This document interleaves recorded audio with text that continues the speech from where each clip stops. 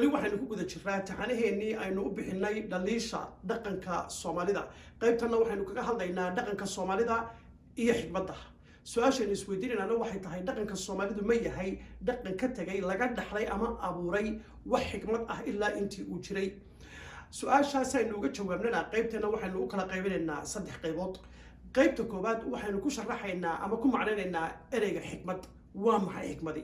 marka aynu fahanno micnaha xigmadda ayuun baynu u gudbi karnaa inaynu eegno dhaqanka Soomaalidu inuu ka tagay wax xigmad ah iyo in kale sidaa awadeed waxaynu qodobkeena labaad ku soo qaadanaynaa oo aynu ku faaleynaa xigmadda dhaqanka Soomaalida waxaynu ku soo gunaanadaynaa oo qaybteena saddexaad ah haddii dhaqanka Soomaalidu aanu ahayn dhaqan ka tagay wax xigmad ah waa maxay xigmadda dhabta ah waa qodobkeena ugu dambeeya وهجاج أنا سواق هذا إنه قدر كنا كوبات أو waa maxay xigmadi micnaha guud ee xigmadu leedahay marka la isku soo xaabiyo waxay noqonaysaa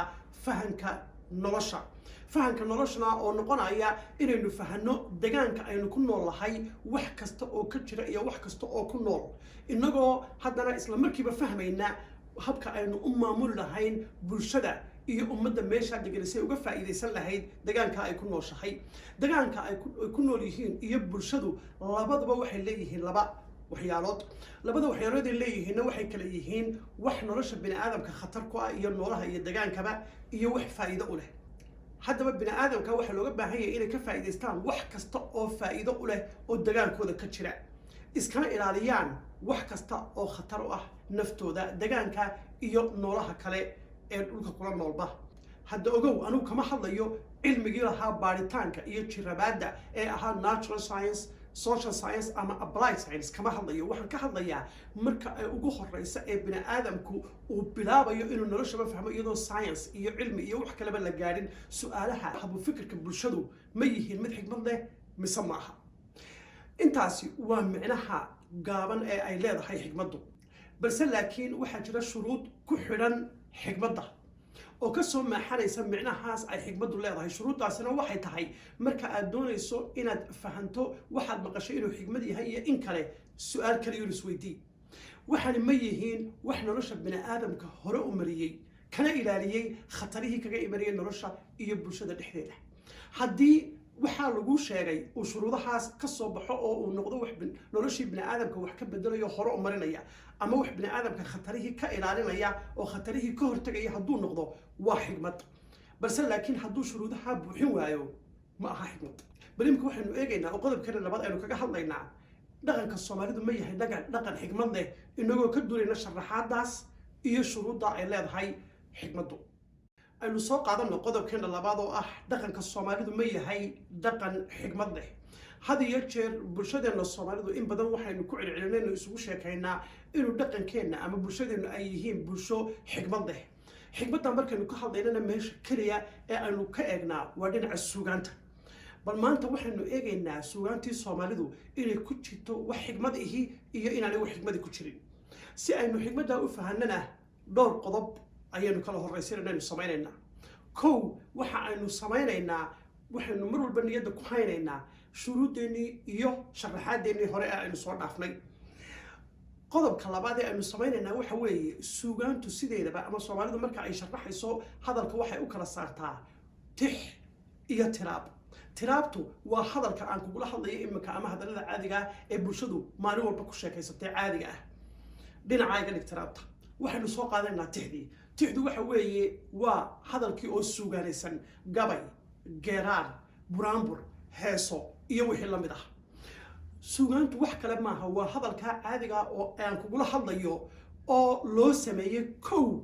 xaraf raac wuxuu leeyahay xaraf ayuu ku socdaa talabaad uu leeyahayna wuxuu leeyahay hab uu u dhacayo oo aad moodo hab rhythm oo kala ah ayuu leeyahay gabaygu mid buu leeyahay geeraarku wuu leeyahay buraanburku wuu leeyahay maansooyinka iyo heesaha yana god waliba mid gaar ah aynu naqaano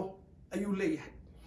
marka aad u fiirsato suugaantu wax kale maaha waa hadalkii caadiga ahaa oo maxay leh xaraf raac iyo hab uu u dhacayo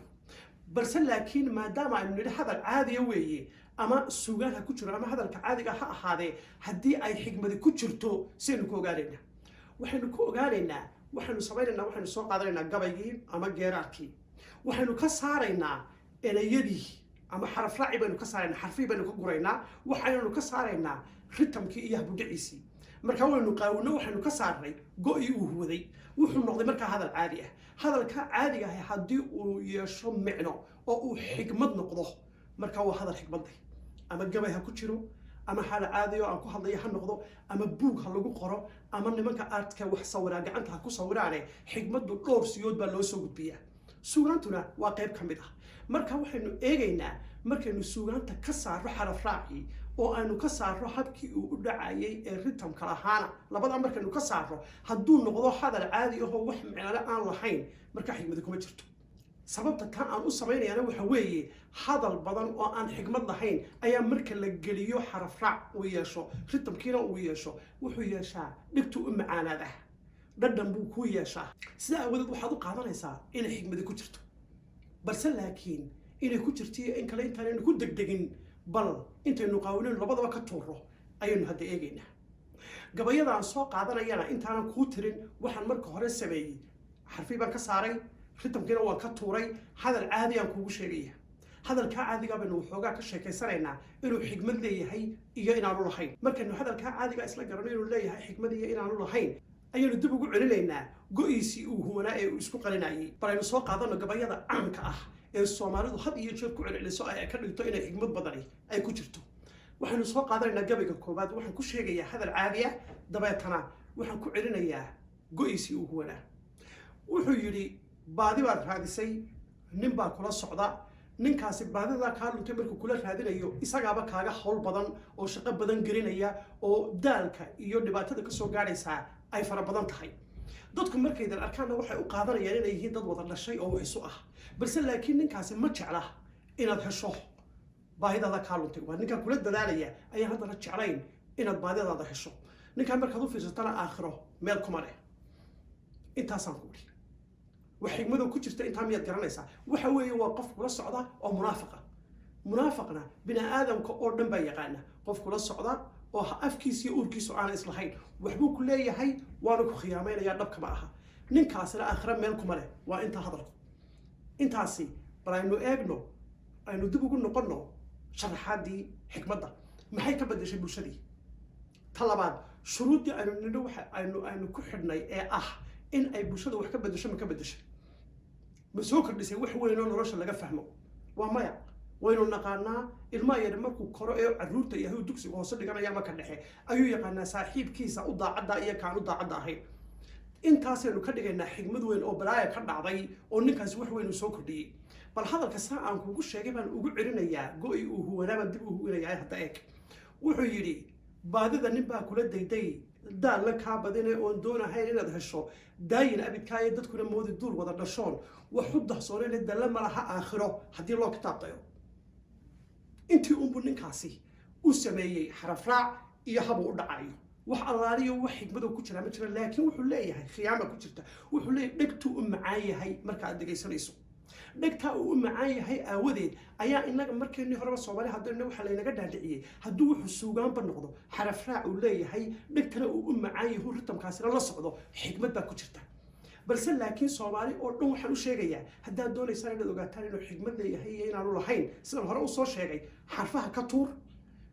kana saar ritamka uu ku socdo af soomaali caadiya ka dhig hadal caadiya marka wixii xigmadi ku jirtaa hadduu suugaan yahay iyo hadduu hadal caadiya yahay marka miisaanka la saaro isku miisaan waa inay ahaada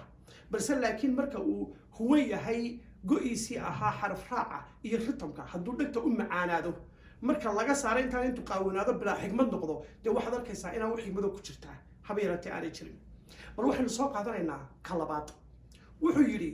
nin dhallinyaro ah oo adduunya soo martay ama lacag haystay ama dhaqaale kale soo maray ama wax wanaagsan oo nolosha ay soo mareen oo ku ciyaaray wuxuu ka calaa hadhow markuu weynaado waxay xigmadda ku jirtaa nin dhallinyaro ah ayaa wax soo mareen nolol fiican buu soo maray noloshiisii kamuu faa'iidaysan waxba kamuu dhigan wuu ku ciyaaray markuu weynaadana wuxuu ka calaacalu yidhi berigaas aan yaraa haddaan wax dhigan lahaa ama meel aan wax ku kaydsan lahaa maanta waxbaan haysan lahaa inta haddaan maanta ku idhaahdo wax weyn u arki maysid وباركيس روح ويروح حكمة دايرة كوش يعني وحصلوا كان مقام كوما شيء برشدي كوما يسوق كل نورش دي وح كبدلها فهذا واحد كل علينا يجو يسي وكأس الراي هذا أوفيرس نيران كله فرعي وحلو مية عليه أنتي أنسان إلي ayuunbuu isagu xaraf dhacna u sameeyey una sameeyey ritamo u dhaco waxaa laaliya xigmadu ku jirtaa ma jirto hadalkaygii hore markaad u fiirsatay caadiga ahaa ee sida caadiga kuugu sheegay ma dhageysan micno badan kuuma samayn waxaanad aqoonin kuumaan sheegin balse laakiin markan kuu geliyo xaraf raac iyo ritamo u dhacayo ayaa maadaama markii hore lagaa dhaadhiciyey suugaantu xigmad bay leedahay ayaa waxa laaliya wixii la tarbiya aad u qaadanaysaa inay xigmad tahay ma aha xigmad waxa laaliya xigmadu ku jirtaana ma anigu ma arko waxaan tijaabiyey gabayadii soomaalida oo dhan heesahoodii oo dhan baan tijaabiyey mid walba waan soo qaadaa xarfahan ka tuuraa ritamkana waan ka tuuraa meel baan soo dhigaa waxaan arkaa uun waaba hadal caadiyo waxaa laaliya wax miisaan iyo micno leh oo ku jiraba ma arko bal qof walba taa tijaabi bal qof walba waxaad isku daydaa inaad ka saarto inta aan ka saaray marka bal miisaan isagoo hadal caadi ah qaar fara badan waan soo qaadan karaa oo waan soo dhigi karaa balse laakiin ma arko meel ay xigmadi kaga jirto allayla haddii laga tegi waayo waxaan hayaa keliya 2 maanso oo anigu aan hayo oo Soomaaliyeed oo aan isleeyahay hadday xigmad dhabihi jirto oo nolosha bini aadamku wax ka bedelaysaa waxbay ka bedelaysaa haddii si fiican loo fahmo 2 maanso waxa iska leh abwaan maxamed ibraahim warsame waxay kala yihiin sirta nolosha iyo maansada labaad ee afku siran labada markaan u fiirsaday xigmad baa ku jirta falsafadeed nololeed bini aadamka noloshiisa haddii buug laga qoro si fiican la yiraahdo u turjuma wax badan nolosha bini aadamka ka bedelaysa balse laakiin wax allaaliya wixii kale oo dhan anigu intii aan arkay markaan u fiirsaday wax xigmado haba yaraatee ku jirta ma jirto xigmaduna marka horeba waxay ka imanaysaa qofka suugaanta tirinaya ayay horta marka hore shuruudi ku xidhan tahay waxay ku xidhan tahay qofka suugaanta tirinaya waxa taqaanaa sida ereyada loo isticmaalo xaraf raaca loo sameeyo waa taqaan waxa kale ee aad taqaanaa ritamka uu raacayo gabay iyo geeraan iyo maanso iyo wuxuu doonaba ha noqdee balse laakiin intaa waa taqaanaa aqoonta maskaxda kugu jirta intee laagta haddii aad tahay qof maran oo ka maran diin oo ka maran aqoontii kale ee adduunka labadaba haddaad ka maran tahay qof bini aadamana aad tahay dee waxaad tirisaa micno ma yeelanaya waayo waxaad tirisaa waxay ka soo baxayaan maskax maran oo diinna aanay ku jirin aqoontii maadiga ahaydna aanay ku jirin oo adiga arkay gabayaayo fara badan oo la ammaanayo qabiyaalad ka khaldaya ummad isku dilaya meel wada degan oo masaakiina oo waxba haysan ninka intuu soo baxay qabiyaalad ka dhex tiriyo yidhi reer hebel la dagaalama dee waxaad arkaysaa maskax inay ka soo baxday diinna aan shaqo ku lahayn ma ogolo dee dad muslima ilaahay in madaxa la isu geliyo nebiguna calayhi salaam waa in badan buu ka digay qofkaasi markaa diin wuu ka maran yahay dhinaca kale markaad eegtana destructionka iyo dhibaatada iyo khataraha ay keenayaan ummaddu markay islaayaan ma garan karo waayo aqoontii kalena ma laha ninkaasi markaa gabayga uu tiriyaa dee micno ma samaynayo waayo maskax maran buu ka soo baxay balse laakiin qofka markasta aqoontiisu sare usii kacdaba suugaanta hadduu yaqaano suugaantiisuna sare usii kacaysa marka anigu waxaan leeyahay suugaanteennu waxay ku xidhnaanaysaa halka uu marayo qofka bini aadamkii halka bini aadamkuna qofka bini aadamkii marayaana dee waxay ku xidhantahay bulshadiisu meesha ay marayso halkaa waxaad ka arkaysaa burburkeenna innaga markaad noqoto dhinac dhaqaale markaad noqoto dhinac waxbarasho dhinac caafimaad dhinac dhisme dhinac nadaafadeed dhinac dowladeed dhinac siyaasadeed dhinac walba Soomaaliyeed waynu u burbursannahay sidaa aynu u burbursannahay ayuunbay suugaanteena u burbursantahay dib haddaad u noqotona miyiguun bay kula gelaysaa iyo nin kayn marayo oo neef geela wata kaasina diin iyo aqoonba uu ka marnaa markaas suugaanteena bal labadaa shuruudoodun bal hadda labadaa arrimood ku sameeya xaraf raacana ka saar ritamkana ka saar meel maran buu soo baxaya haddii markaa dhaqankii Soomaalidu wax xigmadi aanay ku jirin ma xigmadan aan ka hadlaya bal hadda waxaan ku sharaxayaa qodobkeena u dambeeya aynu gudubno qodobkeena u dambeeya oo ah haddaba waa maxay xigmadda dhabta ah sida aynu soo sheegnay qodobkii hore aynu kaga hadalay waxaynu sheegnay xigmadda dhabta ah inay tahay tan nolosha bini aadamka wax ka bedesha ee hore u marisa ama dhibaato iyo khasaare ku soo socday ka qabata haddaynu soo qaadano tusaale yaroo gaaban adduunyada badankeeda waqtigii inaga aynu gabayaasheena ama nimanka aynu ku sheegi jirnay xigmaddu ay ka hadli jireen reer hebel iyo reer hebel in la isku diro oo uu ku faani jiray geel baan soo dhacay iyo inan baan soo dhacay halkaa wixii caqligoodu intaa uu taagnaa adduunyada kale maxay ka hadli jirtay adduunyada kale xigmaddii ay ka hadli jirtay baynu ka soo qaadanaynaa mid keliya kuma dheeraanayo bal xabad baynu soo qaadanaynaa adduunyada kale waxay isweydiisay sidaynu ku ogaanay waxaynu ognahay bal hadda su-aashaa u fiirso sidee ama daawadow sidaad ku ogaatay waxaad ogtahay waxbaad ogtahay maskaxdaada kugu jira waxaa maskaxdaada ku jira xaggee ka yimaadeen sidee maskaxdaada u soo gaadhay ila waxa jira waxaas maskaxdaada ku haysaa waad ka fikirtaa waad ku xisaabtantaa waa waxa ku haga waa wax maskaxdaada kugu jira waxaasi xaggee maskaxdaada uga yimaadeen waxay uga yimaadeen waa 5 meelood 5 meeloodna waa 5taada dareemo وواحد أركتي واحد مقشي واحد أورسي واحد ندمسي إيا واحد تابطي shantaas ayuun bay kuu soo maraan macluumaadkaaga dhan ee maskaxda kugu jira meel kale kuma soo maraan shantaas markay kuu soo maraan maskaxdaada galaana maskaxdaaduna way shiishaa oo waxay ku samaysaa inay sii macnayso oo ay fahanto waxaan maskaxda u soo galay wuxuu yahay balse laakiin su'aasha la isweydiiyay waxay noqotay shantaada dareeme waxa ay kuu keenayaan ma wax saxan baa mise waa wax marna saxan marna khaldan haddii shantaada dareeme waxay kuu keenayaan uu mar walba yahay wax saxan oo boqolkiiba boqol saxa markaa maskaxdaada waxa ku jira way wada saxan yihiin haddii laakiin dareemayaashaada waxa ay kuu keenayaan marna uu khaldan yahay marna uu saxan yahay maskaxdaada waxa ku jira wax khaldan iyo wax saxan markaa waxa tahay qof qasan oo wax khaldan iyo wax saxan bay maskaxdiisa ay ku jiraan markaa kala garan maysid keebaa saxan keebaa khaldan dee markaa mar haddaad saa tahayna macluumaadka maskaxdaada ku jira lama garan karo ka saxan iyo ka khaldan sidaa awgeed ma tihid qof la aamini karo waxa uu ku hadlaya wuxuu yidhahdo toona tusaale yar baynu soo qaadanaynaa waxaynu soo qaadanaynaa laba dareeme oo jidhkeenna ka mid ah labadaa dareeme waxaynu eegaynaa waxa ay inoo soo gudbiyaan mar walba hadduu boqolkiiba boqol sax yahay maskaxdeenna waxay usoo gudbiyaan waa sax haddii uu marna khalad yahay marna sax yahayna tusaale ahaan gacantayda haddii marna wax khaldan ii soo gudbiso marna wax saxa maskaxdeedii markaa waxaa ku jira wax khaldan iyo wax saxa wixiina way laba kala saari karo kii saxda ahaa iyo kii khaladka ahaa I hope inaad fahantay labadaa markaynu soo qaadanno labadaa tusaale maan u soo qaadanayaa shanteena dareemaba waa caynkaas tusaalaha koowaad ee aan soo qaadanaya wuxuu yahay taabashada wax kastoo aad taabato oo gacantaadu ay taabataa waxay taabataa inuu kulul yahay inuu qabow yahay inuu adag yahay inuu jilicsan yahay in wax kumudaya uu yahay waxyaalaha noocaasa markaa gacantaadu waxaan ay taabataa markastay soo gudbiso masaxan yaho boqolkiiba boqol mar walba masaxayay mise marna waa khalad marna waa sax haddii tusaale aynu u soo qaadanno weliba dadka dunida reer galbeedka ku nool ayaa si fiican ila fahmaya haddii aad qasabada guriga furto biyaha qabow oo biyaha qaboobi aad ay u qabooyin adoo guriga jooga jirkaagu markaa temperature-kii ama kuleelkii jirkaaga ku jirayna uu yahay kii caadiga ahaa dhaxnina kuma hayso kuleelna kuma hayo caadi baad isku gurigaaga badda joogtaa qasabadii gurigaad furtay biyihii qaboobaad muddo daysay inay socdaan biyaha qabo markaad israado saa u taabo ee gacantaada hoos dhigto aad bay u qabooyin oo gacanta waad kala boodaysaa qabowga markaa waxaad arkaysaa gacantaadii waxay kuu soo gudbishay macluumaad maxay ah qasabadaa biyaha ka socda waa qabow ee gacanta ha la gelina iska diiri waa hagaag adigoo halkaa taagan ayaa dabadda laguu saaray dabadda waxaa ka dhacaya qabow aad iyo aad iyo aad u daran qabowgiiba waxaa lagu yidhi jaakeetkaaga xidho qalabkaaga oo dhan xidho balse laakiin gacantaada waxoogaa dabadda u dah gacantaada markaad waxoogaa dabadda u daysay aad u yara qabowday ee aad yara dareentay xanuun inay yara dareemayso ayaa lagu gurigii soo gal saad wuxuu noqonin gurigii baad soo gashay gacantaadii oo aad u qabow ayaa weli biyihii furan oo sidoodii oo iyaga xaraaradoodii aanay isbedelin oo qabowgii weli taagan ayaa lagu yidhi taabo gacantii baad biyihii hoos dhigtay gacanta aadka u qabow markaad biyaha hoos dhigtay waxaad dareemaysaa biyahaasi inay kulul yihiin ama diiran yihiin sababta u dareemaysaana waxa weeye qabowga gacanta ku jira ayaa wuxuu ka qabow yahay biyihii socday maadaama gacantaadii xoog u qaboobayd oo ay ka qabowdahay biyihii socday biyihiiba markaa diiranaan noqonaya waayo gacantaadiibaa qabowga ku badan yahay aan ku celiyo gacantaada qabowga saaran iyo biyaha socdaa gacantaada qabow gacantaadu biyaha markay taabato biyihii diiranaad bay noqonaya waayo iyadaa ka qabow biyihii laakiin markii hore waxaad ogeyd gacantaadu aanay qaboobeyn biyo waxay kugu sheegaysaa inuu qabow yahay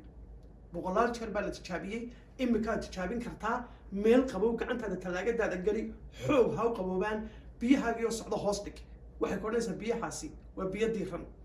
haddii aad gacantaadu caadi tahayna waxay kodhanaysaa biyahaasi waa biyo qabow halkaa maxaa kaaga muuqda gacantaadu marna waxay kuu soo gudbisay inay biyihii qabow yihiin marna waxay kuu sheegtay in biyihii ay diiramaad yihiin hadda biyihii isbay bedelan iyagu saynu sheegnay halkaa markaa waxaad ka arkaysaa gacantaadu waa beeraley gacantaadu macluumaadka ay soo gudbinaysaa wuxuu ku xidhan yahay hadba iyadu xaaladeedu say tahay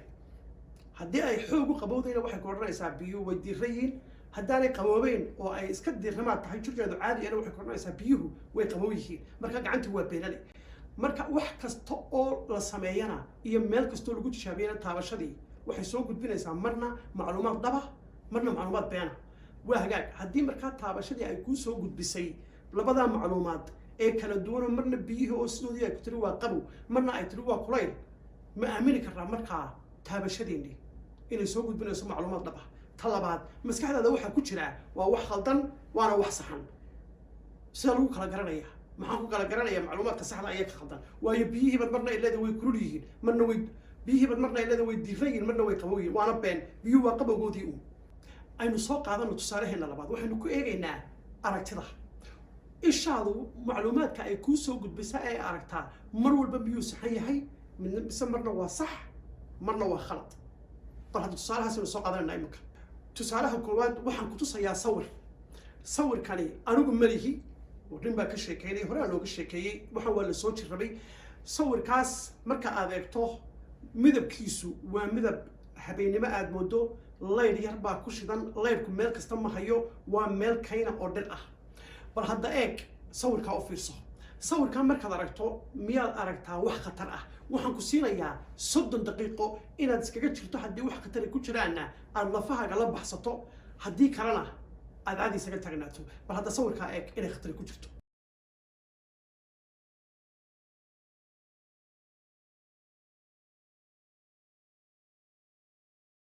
وهاك صور كائن كأذيك يسي حدي دقائق ويدي واد مطر وابلغ عليه فريدي ويوم ما أركي سيدنا خطر كجرتي وحكم من مقدار بل صور كا وحنا صبينا وحنا أسوء علينا مذب كيسي ولها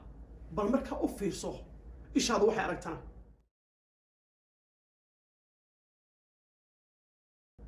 إك marka noo soo celinay midabkiisii caadiga ahaa bahal baa fadhiya intii hore ma adarkaynin ishaadu marka inay aragto bahalka waxay ku xidhan tahay inuu meeshu midab leedahay iyo inaan midab lahayn haddii meeshu habeenimo tahay oo midab badan aan lahayn oo iftiin yar uu leeyahay waa lagu cunay haddii maalinimo tahay oo meesha uu ku jiro iftiinku saa u yar yahay oo reer waa lagu cunay ishaadu marka wax la isku halayn kara ma aha bahalkii meesha ku jiray way ka qarisay هذا بالإيش إنه مرلبات مثل كلو إيجينا